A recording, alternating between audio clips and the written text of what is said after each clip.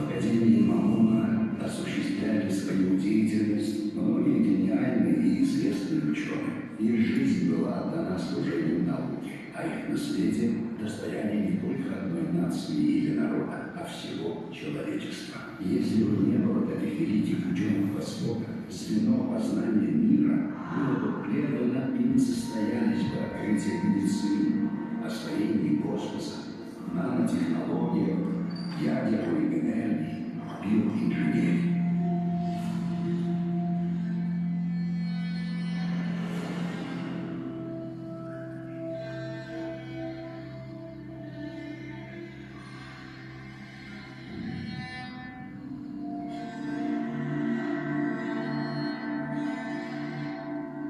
Абу-Райхан Бируни родился в 973 году в Хорезме. Основную часть произведений Аль-Бируни составляют труды по астрономии, математике, математической географии и минералогии. Бируни впервые разработал классификацию минералов, заложил основы науки геодезии. В течение многих лет он возглавлял Хорезмийскую академию Мамуна. Бируни первым на Востоке изготовил глобус Земли диаметром 5 метров, рассчитал земной радиус и за 500 лет до Колумба предсказал существование Америки. Не случайно во всем мире историки естествознания называют XI век веком Бируни. Его именем названа одна из малых планет Солнечной системы, обнаруженная в 1986 году. Абу-Али ибн Сина родился в Бухаре в 980 году. Слава гениального врача укрепилась за ним после того, как он вылечил от тяжелого недуга правителя Бухары. На Западе его назвали Авиценна. Он по праву заслужил звание самого знаменитого философа, ученого-энциклопедиста и одного из самых великих мыслителей человечества. Он написал более 450 сочинений, в первую очередь в области медицины и философии, а также по логике, химии, физике, астрономии, математике, музыке, литературе и языкознании. В своем каноне по медицине он заложил фундамент практической фармакологии и медицины, не потерявших своей актуальности и в наше время.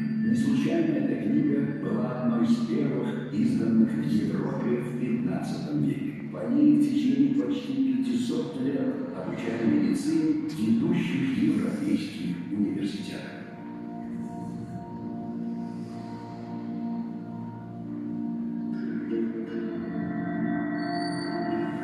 Абу-Наср ибн Ирак родился в 960 году.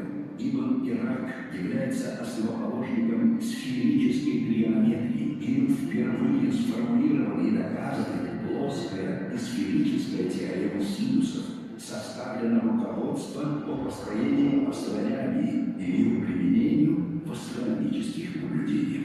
Исконный хорезмиец, он прославился как крупнейший математик и астроном своего времени. Ибн Ирак принимал участие в разработке наследия ученых Греции и переводе античных трактатов на арабский язык. Абу-Наср ибн Ирак по прозвищу математик всех математиков получил почетное звание второго Птоломея за научные произведения по астрономии. Абу-Сахл Масихи был великим ученым в области медицины и философом. Он родился в 971 году. В 995-м Абу-Сахл Масихи приехал в Академию Мамуна в Хорезме и получил известность благодаря своим практическим трудам по медицине. Помимо медицины занимался также астрономией, математикой, философией, увлекался поэзией и писал стихи.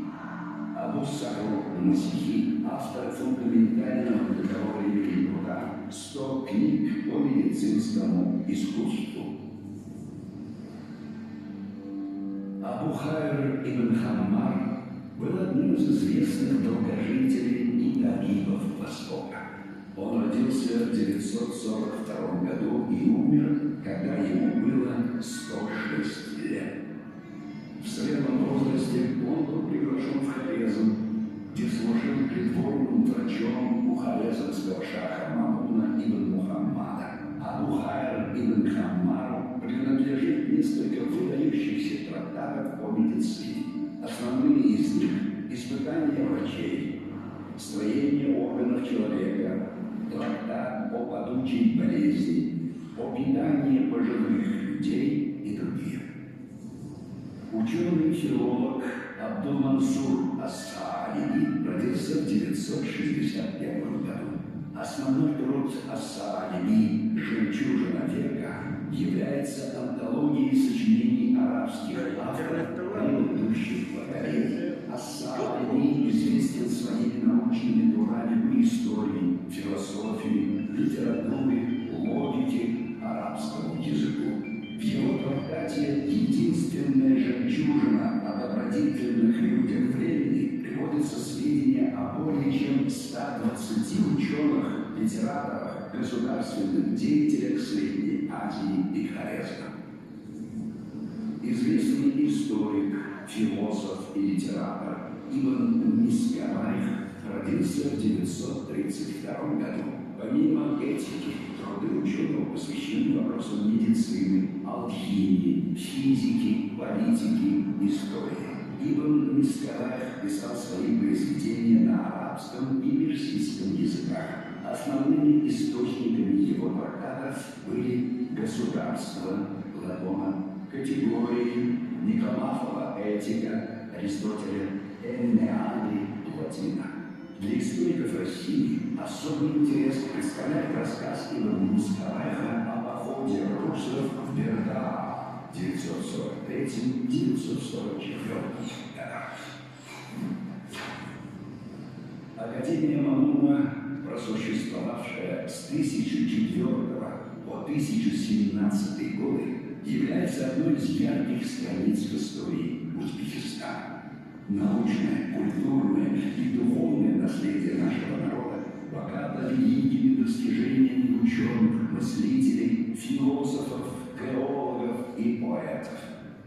Они внесли огромный вклад в развитие мировой цивилизации во благо человечества.